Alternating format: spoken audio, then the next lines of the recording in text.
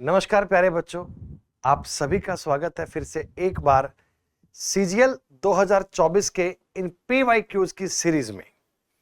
आज बच्चों आप सबके लिए हम लोग 26 सितंबर 2024 का शिफ्ट नंबर 2 का कंप्लीट पेपर एनालिसिस करने वाले हैं।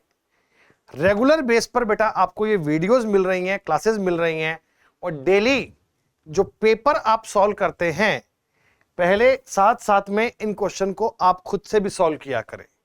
सिर्फ वीडियो देखना, क्लास देखना आपका काम नहीं है। हमारा यहां मोटिव है बच्चों, टारगेट है वो है प्रैक्टिस। तो प्रैक्टिस आप मेरे साथ साथ कीजिए। रीजनिंग में आप जितनी ज्यादा प्रैक्टिस करेंगे उतना अच्छे से, उतना जल्दी से सवाल कर पाएंगे। काम सिर्फ ये नहीं है कि आप सारे सवाल ठीक कर दें, काम ये है कि आप सवाल ठीक भी करें और जल्दी भी करें। तो जल्दी करना और ठीक करना, एक्यूरेसी और स्पीड का बैलेंस होगा तो रिजल्ट आएगा शानदार। तो आइए आज की क्लास शुरू करते हैं बच्चों। पेपर फोल्डिंग एंड कटिंग की देखो आपको जानकारी दी गई। एक कागज की शीट को ये लाइन के साथ साथ में फोल्ड किया, थोड़ा सा इधर थोड़ा सा इधर। एक कागज था, थोड़ा सा पार्ट एक ट्रायंगल वाला आपने इधर भी फोल्ड कर दिया, आपने उधर भी फोल्ड कर दिया। फिर आपने इस कोने पे सर्किल काट दिया, यहां ट्रायंगल काट दिए और मैंने पूछा कि ओपन करने पर कैसा नजर आएगा। भाई ध्यान दो, पहली बात देखो इधर वाले कोने पे ट्रायंगल कैसे बन जाएंगे। जब ये मैं इसको वापस खोल दूंगा यहां पर या इसको यहां खोल दूंगा तो ट्रायंगल इनके वही नजर आएंगे ना, ये ट्रायंगल इनके ऊपर ही नजर आएंगे। तो इन लाइंस पे तो ट्रायंगल आएंगे कैसे। अच्छा, फिर आपने कहा सर ट्रायंगल क्या सिंगल आएगा? नहीं बेटा, जब ये ऊपर खुलेगा तो एक ट्रायंगल ऊपर भी बनेगा, जब ये नीचे खुलेगा तो एक ट्रायंगल नीचे भी बनेगा।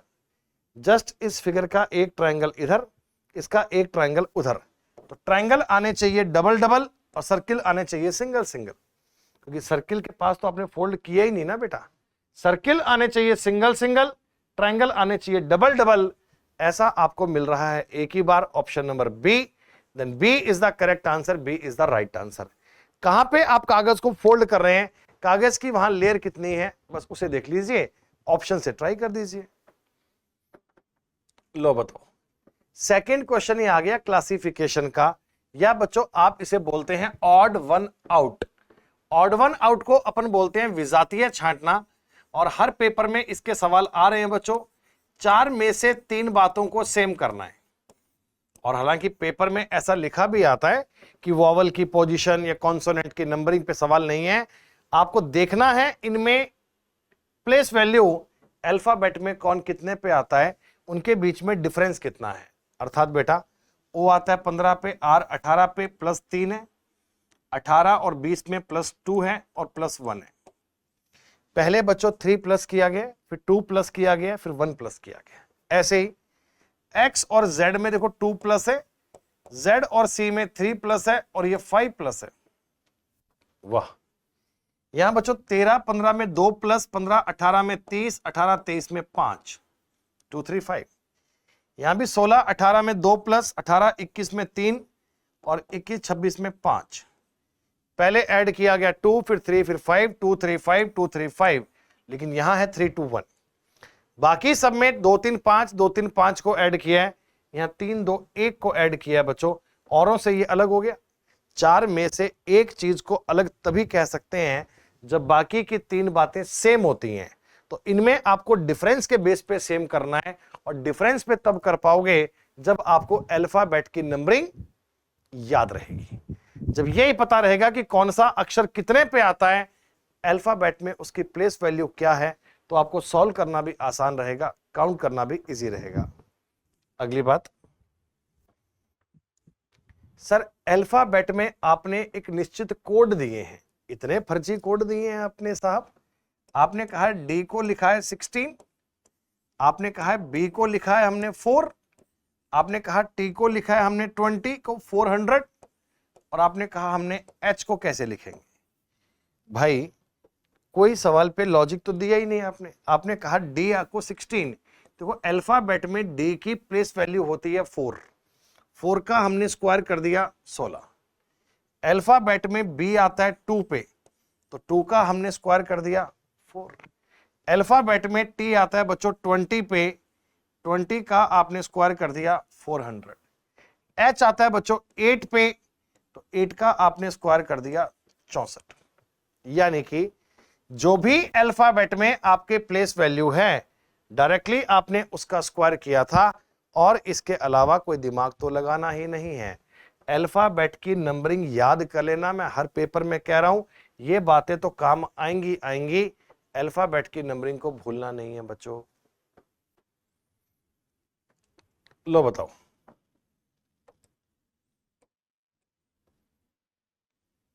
आराम से ट्राई करना, कोई जल्दबाजी नहीं है, हमें सिर्फ इसका लॉजिक ट्रेस करना आना चाहिए। देखो पहली बात तो ऊपर दी गई बात को ठीक से पढ़ना, किसका क्या रिलेशन है, किसका क्या मतलब है, ये बताइएगा।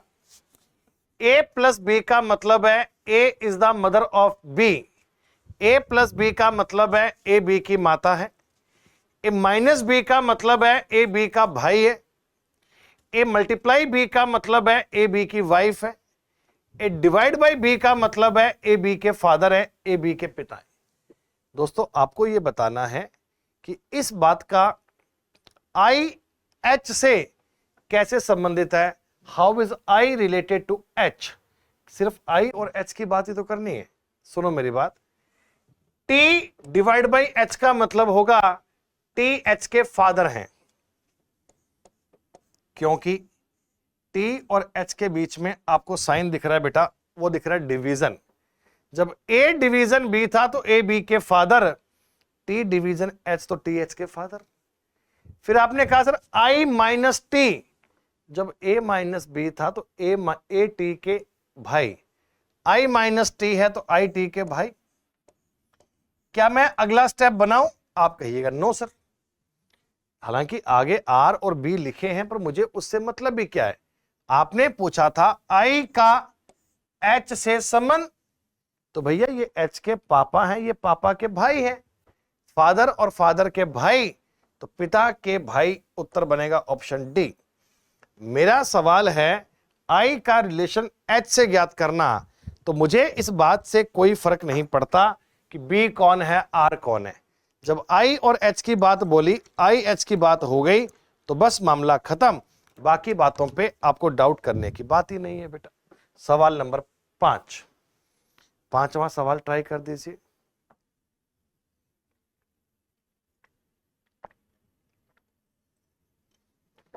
एक आपको वर्ड दिया है डार्कन, डी ए आर के ई। पहले आपको कहा गया कि इनके अक्षरों को अंग्रेजी वर्णमाला के क्रम में लगा दो। सबसे पहले आएगा बच्चों ए के बाद में आएगा डी, डी के बाद में ई के बाद में के के बाद में एन, और एन के बाद में आर। अगर मैं डार्कन शब्द के सभी अक्षरों को अंग्रेजी वर्णमाला के क्रम में लगा दूंगा तो यह बन जाएगा। अब ये क्वेश्चन ये है, how many letters are there in the English alphabetical series between the letter which is second from left. Second from left तो है बेटा इसमें D, and one which is third from right, third from right है K. कह रहे इस प्रकार बनने वाले सेट में बाएं से दूसरे और दाएं से तीसरे अक्षर के बीच में अंग्रेजी वर्णमाला में, यहां नहीं, यहां की बात नहीं है, इंग्लिश अल्फाबेट में कितने होते हैं। बच्चों आप जानते हैं इंग्लिश अल्फाबेट में अगर मैं बात करूं डी की, प्लेस वैल्यू डी आता है 4 पे, के आता है 11 पे, तो इनका डिफरेंस कितना है 7। 7 में से 1 कम कीजिए, यानी इन दोनों के मिडल में, इन दोनों के बीच में 6 आने चाहिए। कॉन्सेप्ट क्या होता है कि किन्हीं भी दो अक्षरों के बीच में अक्षर पूछे ना, आप तो उन दोनों के डिफरेंस में से 1 कम कर दीजिए, दोनों का डिफरेंस लिखिए और डिफरेंस में से 1 कम कर दीजिए। अगर ऐसे आपको किसी को डाउट लगे तो तुरंत गिन भी सकते हो ना भैया, डी और के बीच में क्या आएगा, E F G H I जे। तो डी और के बीच में 6 अक्षर आएंगे, कौन कौन से? EFGHIJ। बस इतनी सी बात को काउंट करना है, इतनी सी बात को पढ़ना है बेटा, आसान। नंबर 6 सवाल नंबर सीरीज का है, और नंबर सीरीज में भी बड़े आसपास के नंबर दिए हुए हैं, कोई ऐसे बहुत कॉम्प्लिकेटेड काम नहीं किया हुआ। क्या है बेटा?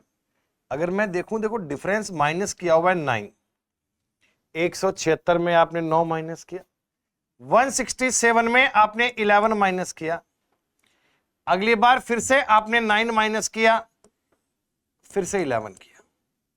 तो पहले आपने माइनस किया 9, फिर 11, फिर से 9, फिर से 11, तो अब की बार 9 माइनस करने की बारी है बच्चों, 127। नंबर सीरीज मतलब इसी प्रकार का पैटर्न फॉलो करना है। स्टार्टिंग के नंबर में डिफरेंस 9 का, फिर 11 का, फिर 9 का, 11 का, 9 का, कोई आगे भी पूछे तो 116 बनेगा, फिर डिफरेंस 11 का आएगा।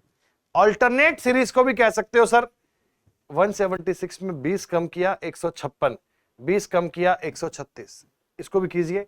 167 में 20 कम कीजिए 147, 20 कम कीजिए 127 है। लॉजिक आपने क्या लगाया उसमें दिक्कत नहीं है, उत्तर सेम ही आएगा। लो बताओ, दिए गए सेट में नंबर जिस प्रकार संबंधित हैं उस प्रकार क्या बनेगा? बड़ा ही आसान क्वेश्चन। बेसिक आपको मल्टीप्लाई करने आते तो जान जाओगे देखते ही। बेटा अगर मैं 16 इंटू 7 करूंगा तो बनेगा 112। इन तीनों नंबर का आपस में क्या रिलेशन है? यही है सर, 16 गुणा 7 कीजिए 112, 8 गुणा 12 कीजिए 96, दोनों का मल्टीप्लाई कीजिए। सेम लॉजिक कहां बन रहा है सर? सेम लॉजिक तुरंत बन जाएगा ना, स्टार्टिंग के दो नंबर का मल्टीप्लाई थर्ड के बराबर करना है। तो आपने कहा 12 गुणा 5 करेंगे 60 होता है सर, 14 गुणा 9 होता है 126, 13 गुणा 7 होता है 91, तो 15 गुणा 8 होता है 120। स्टार्टिंग के दो नंबर का मल्टीप्लाई तीसरे के बराबर है, तो 15 into 8 will be 120, that will be your correct answer. क्या है ये? देखो अल्फाबेट की सीक्वेंस लिख के दे रहे हैं क्या? ABCD ना, FGHIJKLMNOPQRSTUVWXY। ठीक। देखो एक बात तो आप जानिए कि अगर मैं इसको यूं 3-3 के ब्लॉक में करूं, थोड़ी बात है, कितने? 3 3 6 3 9 3 12 3 15 3 18 और 2 20, 20 है क्या?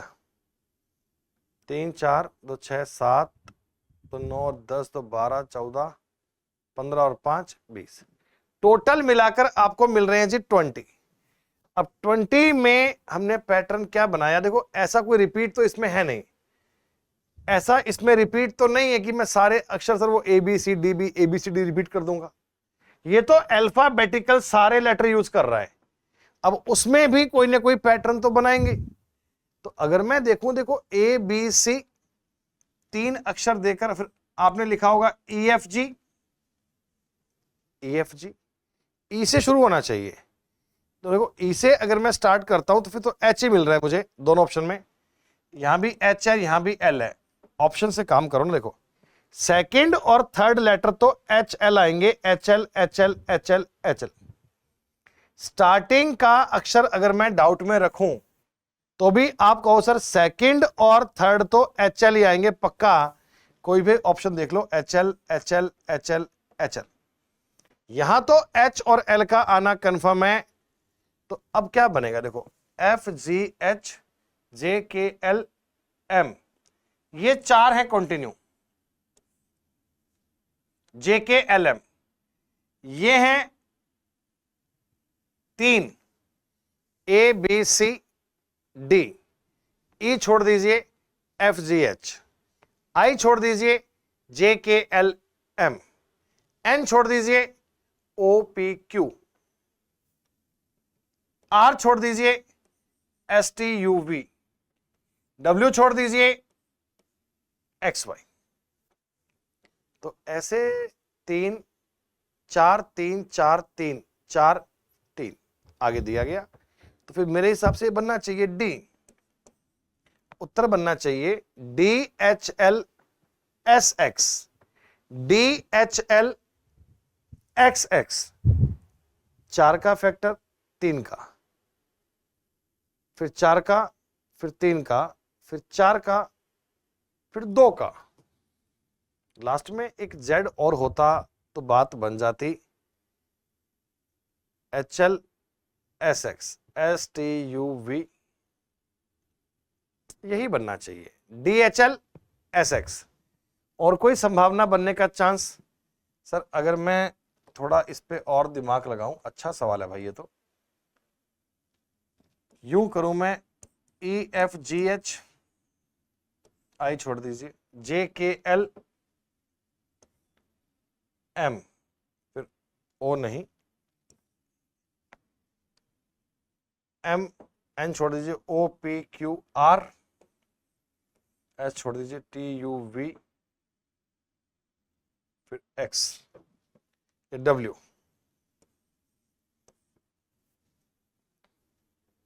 ABC, EHLRW, EHLRW, ABC, फिर D छोड़ दीजिए, EFGH, I छोड़ दीजिए, JKLM, N छोड़ दीजिए, OPQR, S छोड़ दीजिए, TUVW।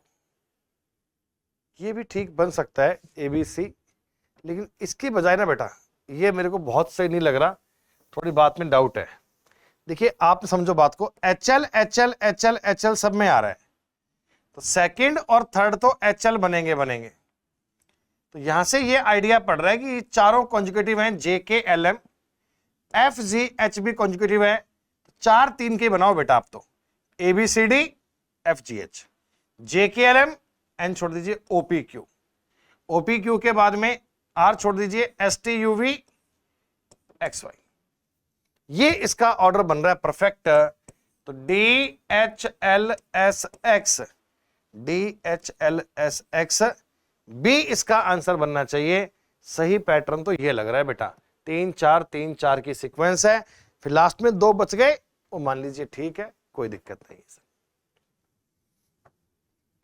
वाह, दी गई आकृति में कितने ट्रायंगल हैं? साफ साफ काउंट करने, फॉर्मूला कोई नहीं है बेटा। पहले तो आप अपनी इस वाली फिगर को देख लेना, इस वाली, ये जो फिगर आपको दिख रही है यहां पे साफ साफ, इसमें कुछ नंबर ऑफ ट्रायंगल हैं सर, बिल्कुल हैं। इसमें ट्रायंगल तो 1 2 3 4, ये जो साइड में आपको फिगर बनाई है इसमें 4 ट्रायंगल होंगे बेटा। एक ट्रायंगल ये छोटा, एक यहां से यहां तक 2 3, और एक पूरा हो गया 4। सर एक ट्रायंगल ये रहा पूरा बड़ा, यहां से यहां तक का 5वां। एक ट्रायंगल ये पूरा हो गया बड़ा 6। 6 के बाद जैसे लाइन आपने ये मिलाई, एक ऊपर बन गया, एक नीचे बन गया, 8 हो गए। एक यहां मिलाओगे नया बन गया 9, यहां मिलाओगे नया बन गया 10। तो मेरे हिसाब से आकृति में 10 ट्रायंगल होंगे। एक एक पार्ट को काउंट कीजिए, रटने वाली कोई बात नहीं है, आकृति बनेगी, आप तो देखकर काउंट कर लीजिए, 10 ट्रायंगल बन जाएंगे बेटा। लो बताओ, अल्फाबेट की नंबरिंग को देख के बताओ कोडिंग डिकोडिंग क्या बननी चाहिए। FUTURE, फ्यूचर का तुमने कोड किया है IXWXUH। आइलैंड का तुमने कोड किया है LVODQZ। हमने कहा उसी तरीके में सेम प्रकार में जर्सी का कोड बताओ, JERSEY कोड क्या बनेगा। तुरंत ऐसे देखते ही आइडिया पड़ना चाहिए। अगर अल्फाबेट की नंबरिंग याद है, सर सब में 3 3 ऐड कर रहा है, 6 and 3 9, 21 and 3 24, 20 and 3 23, 23 and 24, 21 and 8, सब में 3 3 जोड़ा गया है सर। 9 3 12, 19 3 22, 12 3 15, 1 3 4, 14 3 17, 1 4 3 7, सब में 3 ऐड कर रहा है, तो 10 और 3 13 का मतलब M, 5 और 3 8 का मतलब H, 18 3 21 का मतलब U, 19 3 22 का मतलब V, 5 3 8 का मतलब H, 25 3 28 का मतलब B। सर अल्फाबेट में Z आता है 26 पे, 27 पे A, 28 पे B। उत्तर बनेगा MHUVHB, ऑप्शन नंबर डी। ये तो मैंने आपको एक्सप्लेन किया तो पूरा नोट किया, पेपर में ऐसा कभी मत करना, डायरेक्टली इन बातों को देखिए, 3 ऐड किया हुआ है यही समझ लीजिए और आगे आंसर टिक कर दीजिए, पूरा नोट करने की कोई भी नीड नहीं होती। लेटर सीरीज, पहले अक्षर की सीरीज अलग बनाइए, सेकंड की अलग, थर्ड की अलग, फोर्थ की अलग है, बाकी किसी बात पे डाउट नहीं है। FEDCB, पहला अक्षर एक एक माइनस कर रहा है, F में एक माइनस किया E में एक माइनस किया D में एक माइनस किया C में एक माइनस किया B। 24 22 20 18 16, सर सेकंड वाले लेटर को देखो ना तो मेरे को दिख रहा है 2 माइनस कर रहा है, 24 में 2 कम किया 22, 2 कम किया 20, 2 कम किया 18, लास्ट वाले में 6 ऐड कर रहा है, 32 और 6 38, 38 6 44, 44 6 50 और 6 56। BP56, अगर आप खाली नंबर को देखते तो भी बात बन जाती, पेपर में पूरा सवाल मत किया करो, अगर आधा सवाल करके उत्तर मिल जाए तो ठीक है, टिक करके आगे बढ़ जाओ।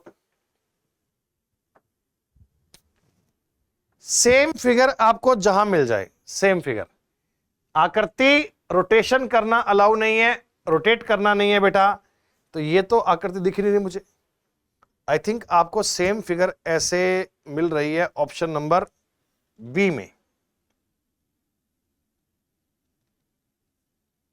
यूं, और एग्जैक्टली सेम चाहिए थी, एग्जैक्टली सेम बच्चों, बी में आकृति अपने को सेम मिल रही है और बी के अलावा किसी और ऑप्शन में हूबहू आकृति नहीं है।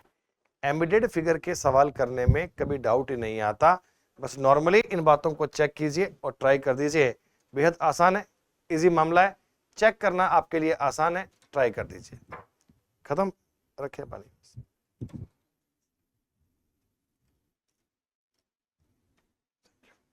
एक शायद थोड़ा रुक के आधे घंटे बाद।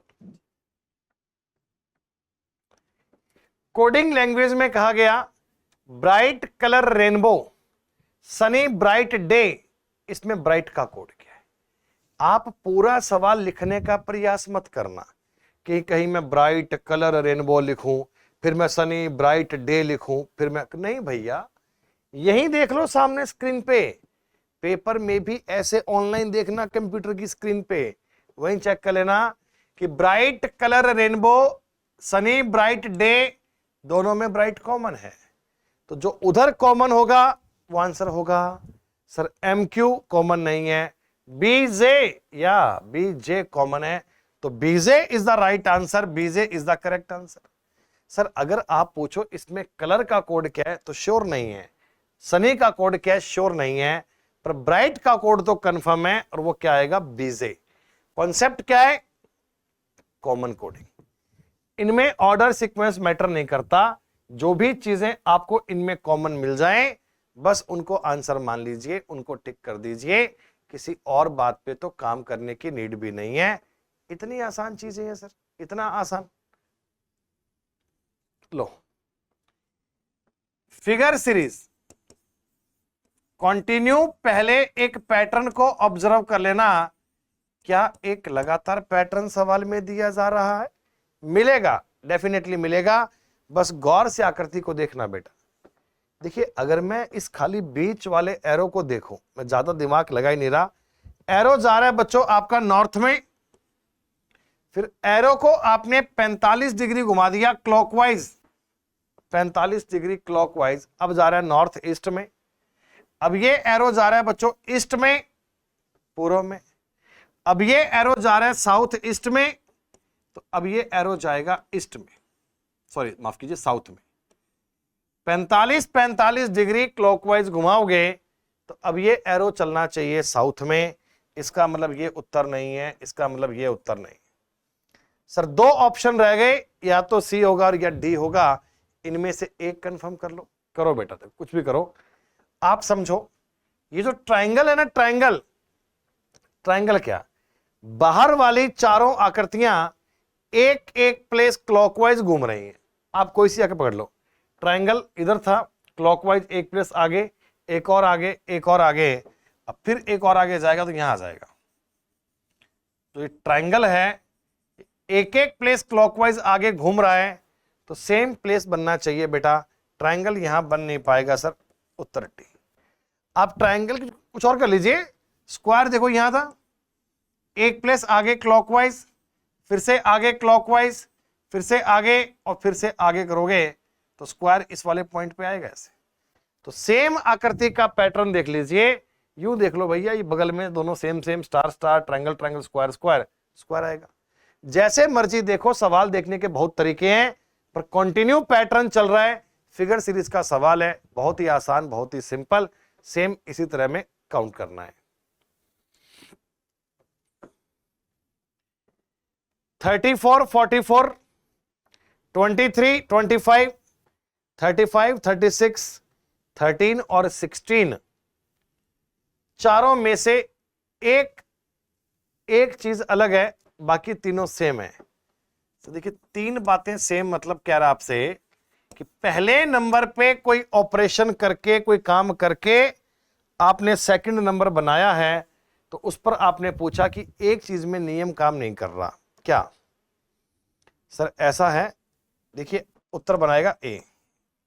आपने कहा जी क्यों? आप कहना 13 के बाद में अगला जो स्क्वायर नंबर होता है वो होता है 16। 13 मैंने नंबर लिया, अगला जो स्क्वायर नंबर है ना, इसके बाद जो स्क्वायर नंबर आता है 1, 4, 9, 16, 25, 36, 49 में से स्क्वायर नंबर में से 13 के बाद में अगला क्या आता है? 16। 25 के बाद में, सॉरी 23 के बाद में जो अगला स्क्वायर आता है वो आता है 25। 23 के बाद में जो अगला स्क्वायर बनेगा वो बनेगा 25। 35 के बाद में जो अगला वर्ग बनेगा, अगला स्क्वायर बनेगा, वो बनेगा 36। पर इसमें ऐसा कोई वर्ग नहीं दिया हुआ, इसमें ऐसी कोई बात नहीं दिया। नंबर से नेक्स्ट स्क्वायर नंबर दिया हुआ बच्चों, 35 के बाद स्क्वायर नंबर मिलेगा 36 पे, 23 के बाद मिलेगा 25 पे, 13 के बाद मिलेगा 16 पे, लेकिन 34 के बाद 44 कोई वर्ग संख्या नहीं है। आप इसे स्क्वायर नंबर के बेस पे कह सकते हैं बच्चों। आप इस सवाल को को प्राइम भी कह सकते हैं, सह अभाज्य संख्याएं। सर आपको यह कहना होगा कि ऑप्शन ए के अलावा बाकी तीनों नंबर को प्राइम है, अर्थात बाकी तीनों का जो HCF है, HCF है वो 1 आता है, हाईएस्ट कॉमन फैक्टर 1 आता है। इन दोनों का HCF 1, इनका HCF 1, इनका HCF 1, पर इनका HCF 2 आएगा, इनका HCF 1 नहीं आता। तो अगर मैक्सिमम कॉमन फैक्टर की बात की जाए तो भी आंसर आ सकता है, और बेसिकली यू भी याद कर सकते हैं। एक डाइस है बच्चों, एक डाइस की आपको दो अलग अलग पोजीशन दी गई हैं, एक डाइस की दो अलग अलग स्थितियां दी गई हैं, आपको चेक करना है क्या बनना चाहिए। प्यारे बच्चों, डाइस पे नंबर दिए हुए हैं 5, 3, 6, 7, 9, 2, जो आपने कहा है वही। इसमें कॉमन क्या है सर? कॉमन है इसमें 3। नियम क्या है? कॉमन से स्टार्ट करो, क्लॉकवाइज घूम जाओ, 3, 5, 6। वहां भी आपको कॉमन से स्टार्ट करना है, क्लॉकवाइज घूम जाना है, 3 to 7। मैंने कहा है जी कॉमन से स्टार्ट करना है, क्लॉकवाइज घूम जाना है, 3, 5, 6, 3 to 7। दोनों में ही सेम काम कीजिएगा। प्यारे बच्चों, इसमें बचा क्या सर? 5, 3, 6, 7, 9 आ गया, 9 लिख दो। तो आप कहना जी इस डाइस में कंफर्म 3 और 9 आमने सामने होंगे, 5 और 2 आमने सामने होंगे, 6 और 7 आमने सामने होंगे। कोई किसी के भी अपोजिट में पूछे, बात एक ही है बच्चों। हमने कहा बताइए 5 के सामने क्या है? 2। आप पूछ सकते हैं 3 के सामने क्या होगा? हम कहेंगे 9। आप पूछ सकते हैं बताइए 6 के सामने क्या होगा? हम कहेंगे 7। अपोजिट को यूं चेक कीजिए,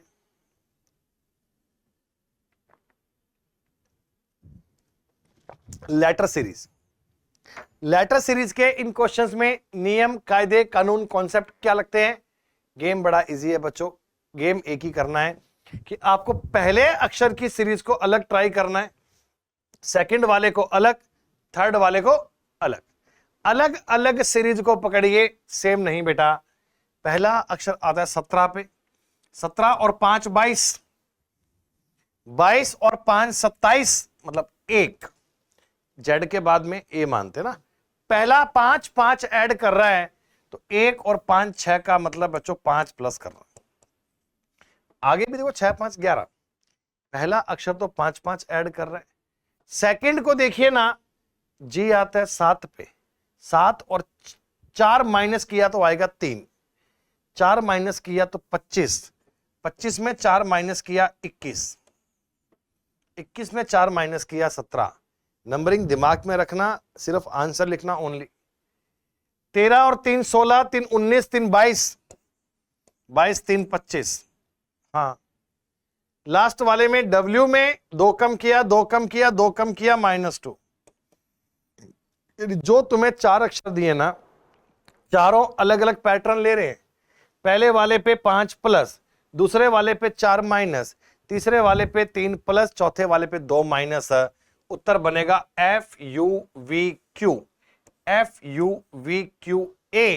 ए is the right answer, A is the correct answer. कायदे में ए को चेक कर दीजिए और कुछ करना नहीं। राइट,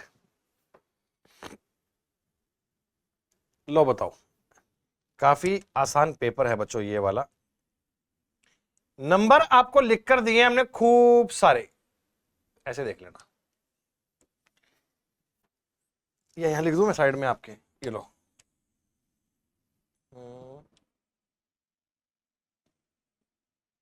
ऐसे देखो, पहले आपको नंबर लिखकर दिया है 48, 50, 46 एंड 52।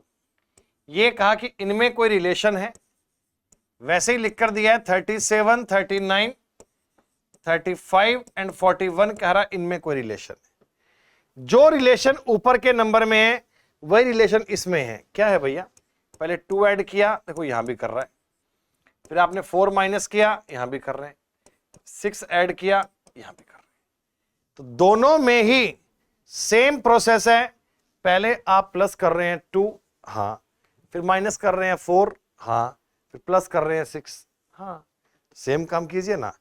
कौन सा ऑप्शन सेम कर रहा है सर? 21 में 2 ऐड किया 23, 23 में 6 ऐड किया ना, अगली बार तो 4 माइनस करना है।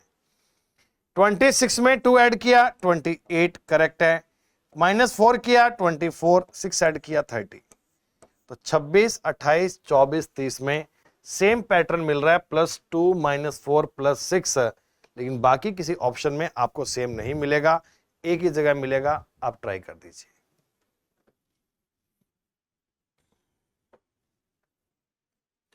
कैसे पैटर्न चल रहा है बच्चों? थोड़ा दिमाग लगाइए। फिगर सीरीज में जानते हैं ना क्या होता है? आप पहले तो आपको ये गौर करनी है, क्या सबका कोई कॉन्जुगेटिव पैटर्न चल रहा है? क्या सब में एक जैसा? देखो, जैसे इसमें S है, वो राइट में गया, F राइट में गया ही नहीं। और देख लो, इसका V अगली बार ऊपर, इसका N ऊपर तो है ही नहीं। तो जब नहीं है तो सोचना बेटा कि क्या 1 और 2, 3 और 4 के चेंज सेम है क्या? कि अगर मैं 1 और 2 और 3 और 4 को देखूं ऐसे सेट बनाकर, 1 से 2 में देखो क्या हुआ, ये VN चले गए दोनों ऊपर, CP ऊपर। हाँ सर, राइट में C था, लेफ्ट में आ गया, राइट में S था, लेफ्ट में आ गया। ये S राइट में गया, ये V राइट में गया, ये P कोने पे आ गया, ये F कोने पे आ गया। सेम है। सारे करने की नीड नहीं थी, आप यूं ही जान गए कि भैया 1 से 2 में जैसा भी चेंज हुआ ना, सेम चेंज आपका 3 से 4 में हुआ है। तो आप कहिएगा सर, कॉन्सेप्ट बन जाएगा कि 2 और 3, 4 एंड 5 में एक जैसा चेंज करना है। 2 से 3, 4 से 5 में एक जैसा चेंज कीजिएगा। क्या करना है सर? ये F और V देखो आपस में इंटरचेंज हो गए, FV VF। तो NC को इंटरचेंज कर दीजिए CN।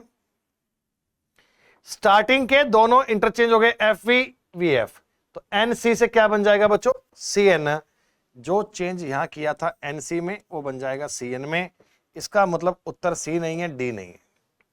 और देख लीजिए बेटा, और देख लीजिए, ये S अगली बार नीचे, ये V अगली बार नीचे, S अगली बार नीचे, V अगली बार नीचे, उत्तर ये बन गया, ये भी आउट हो गया। और ट्राई कर लो सर, ये N राइट साइड में ऊपर चला गया, सर ये P राइट साइड में ऊपर चलेगा, ऊपर जाएगा CNP, तब भी आंसर यही। तो मूवमेंट आपको क्या देखनी है, 1 से 2 और 3 से 4 का चेंज अगर सेम है बच्चों, तो 2 से 3 और 4 से 5 भी सेम बनेंगे। एक जैसा नियम फॉलो कर दीजिए, दैट्स ऑल। कॉन्सील और डिस्क्लोज आइडेंटिकल किसका होगा, डिस्टिंक्ट। डिस्टिंक्ट तो जानते ही हैं सर, एक वर्ड दिया आपको कॉन्सील, क्या होता है ये, छिपाना, किसी चीज को हाइड करना, छिपाना। और डिस्क्लोज करना मतलब, डिस्क्लोज करना मतलब बताना, शो करना, या मैं कहूंगा उसका खुलासा करना। दोनों एक दूसरे के एंटोनियम में अपोजिट है। कंसील का मतलब छिपाना, डिस्क्लोज का मतलब बताना, खुलासा करना, ओपन करना, दिखाना। और हमने कहा जी आइडेंटिकल, आइडेंटिकल का मतलब होता है एक जैसा, देयर आर आइडेंटिकल थिंग्स, मतलब समान, एक जैसी। तो डिस्टिंक्ट का मतलब होता है बच्चों अलग अलग, भिन्न भिन्न, अलग अलग। तो पॉइंट क्या बनेगा, डी। दोनों चीजें आपस में क्या है, अपोजिट। छिपाना और खुलासा अपोजिट है, समान और अलग भी अपोजिट है। दोनों चीजें अलग अलग बननी चाहिए। गेम ये है, कॉन्सेप्ट ये है, बात ये है बच्चों। 21 सर, डिवीजन और माइनस को आपस में चेंज कर दिया जाए, मल्टीप्लाई और प्लस को आपस में चेंज कर दिया जाए। बोर्ड मास का नियम जानते हैं सर, प्लस और डिवीजन को, सॉरी, प्लस और मल्टीप्लाई को चेंज करना है, माइनस और डिवाइड को चेंज करना है। साइन चेंज कौन से करने हैं वो ठीक से देखिएगा, पहले कर दें। 7 × 4 -18 डिवाइड बाई 3 + 2। जहां मल्टीप्लाई था वहां प्लस प्लस था मल्टीप्लाई, डिवीजन था माइनस माइनस था डिवीजन, और हो गया। अब तो बोर्ड मास का नियम लगेगा ही लगेगा, अब तो बोर्ड मास का नियम लगाना ही लगाना है। तो 7 × 4 = 28 -6 + 2, सो 22 + 2 24, 24 उत्तर बनेगा ऑप्शन नंबर डी में। बोर्ड मास के नियम पर सवाल ना आए ऐसा तो एसएससी वाले कभी करते ही नहीं है, और इतने आसान आसान नंबर भी देते हैं कि कैलकुलेशन करने में समय खर्च ना हो। आसान क्या है, ऊपर कुछ नंबर लिख कर दिए हैं, 3 20 5 4 17 3, कह रहे हैं इनमें कोई रिलेशन है, और रिलेशन भी एक जैसा है, जैसा इसमें है वैसा ही इसमें है। आप तो उस रिलेशन की सिमिलरिटी बनाने का प्रयास करो। कैसे बनाएं सर, 4 × 12 5 17, ओ मिडल में नंबर बड़ा है, मैंने गुना करके देखा, समझ में आया कि 3 × 5 किया बेटा बना 15, उस 15 में 5 जोड़ दिया 20 हो गया। मैंने 4 का 3 से गुणा किया बच्चों 12, उस 12 में 5 जोड़ दिया 17 हो गया। फर्स्ट और लास्ट को मल्टीप्लाई करके बीच वाला जोड़ दिया। 8 × 11 हो गया 88, 5 नहीं ऐड किया हुआ।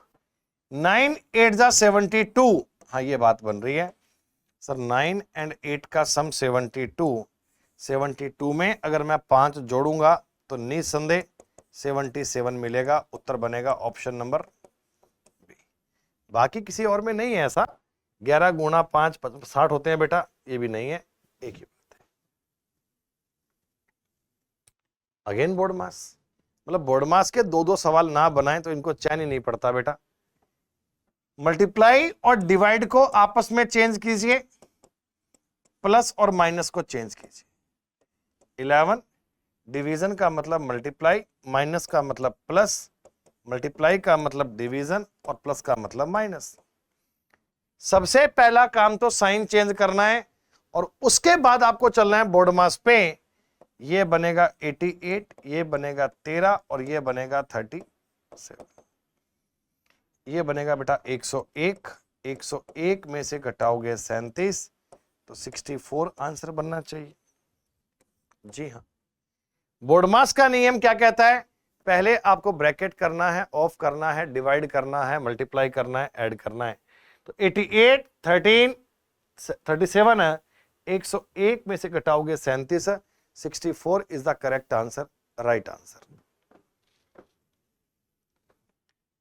वाओ, सिलॉक्स, सिलोजिज्म क्या होता है सर? Statement and conclusion. आप तो दी गई बात का ठीक ठाक से बनाओ स्टेटमेंट और उस स्टेटमेंट से मैच कर लेना अपने conclusion. All grapes are berries, some berries are juice, all juice are sodas. देखिए डायग्राम ऐसा बनना चाहिए मेरे हिसाब से। ऑल ग्रेप्स आर बेरीज, मान लो ये ग्रेप्स है, सारे ग्रेप्स बेरीज हैं, मान लीजिए ये बेरीज है। सम बेरीज आर जूस, कुछ बेरीज जूस हैं, ये जूस होगी बेटा। और ऑल जूस आर सोडा, सारे जूस क्या होंगे? सोडा। ये कुछ ऐसा बना। देखिए मैं नाम लिख के बताऊंगा कौन सी बात क्या है। ऑल ग्रेप्स आर, ये हैं grapes. All grapes are berries, सारे ग्रेप्स बेरीज हैं, सभी अंगूर जामुन है। सम बेरीज आर जूस, कुछ बेरीज जूस हैं ये वाली। And all juice are soda, और सारे जूस क्या हैं? सोडा। हमें इन नामों को रियल लाइफ से तो कंपेयर करना ही नहीं है, जो लिखा है वो ठीक है, चलेगा। पहला, सम बेरीज आर ग्रेप्स, कुछ बेरीज ग्रेप्स हैं। हाँ है ना सर, बेरीज का और ग्रेप्स का रिलेशन तो पक्का है। Some sodas are berries, some soda are berry. हाँ सर, सोडा और बेरी का रिलेशन भी है डेफिनेटली। जो दो कंक्लूजन दिए हैं दोनों के दोनों ही करेक्ट हैं बच्चों। हम कहेंगे दोनों कंक्लूजन फॉलो करते हैं, 1 and 2 बोथ आर राइट, कोई डाउट की बात ही नहीं है। हम जब ये फाउंडेशन कोर्स पढ़ते हैं तो सारे कॉन्सेप्ट बड़े डिटेल में पढ़ते हैं, और एक बार आपने सिलॉक्स पढ़ लिया तो जीवन में गलत नहीं होगा, गारंटी है। इस पेपर का आखिरी सवाल डाइस का। डाइस में क्या दिया? दो फिगर आपको दी गई हैं और कहा गया कि बताइए जी के सामने क्या होगा। सर डाइस में अपोजिट चेक करते समय हमें कम से कम एक सरफेस कॉमन चाहिए। इसमें मुझे जेड कॉमन मिल रहा है, जेड कॉमन दिख रहा है। अब करना क्या है, कॉमन से स्टार्ट और क्लॉकवाइज टर्न। सर जेड से घुमाओगे तो मिलेगा Z M G, Z M G. वहां भी आप जेड से घुमाओगे तो मिलेगा जेड एच एफ। दोनों में तुम्हें कॉमन से स्टार्ट करना है, क्लॉकवाइज घूमना है, Z M G, Z H F. Sir ji हमारा क्वेश्चन था जी के सामने क्या आएगा? जी के सामने एफ आ रहा है बेटा, जी के सामने। आप पूछो सर जेड के सामने क्या आएगा, तो एक अक्षर जो इसमें अब तक नहीं आया, एस। सारी बातों के रिजल्ट आ गए सर। जेड और एस आमने सामने, एम और एच आमने सामने, जी और एफ आमने सामने। टोटल 25 क्वेश्चंस इस शिफ्ट के हमारे पूरे हुए। हर एक शिफ्ट का, हर एक क्वेश्चन का डिटेल्ड एनालिसिस किया गया बच्चों। उम्मीद करता हूं ये सारे सवाल आपको समझ में आए होंगे। अगर आपको सारे क्वेश्चन समझ में आए तो आप कमेंट करके बताइएगा जरूर बच्चों। सीरीज आपके लिए हमारी जारी रहेगी। बचे हुए और भी एग्जाम्स का, क्वेश्चंस का हम कंप्लीट एनालिसिस करेंगे। बच्चों मिलते हैं अगली क्लास में, तब तक के लिए शुक्रिया। जय हिंद, जय भारत।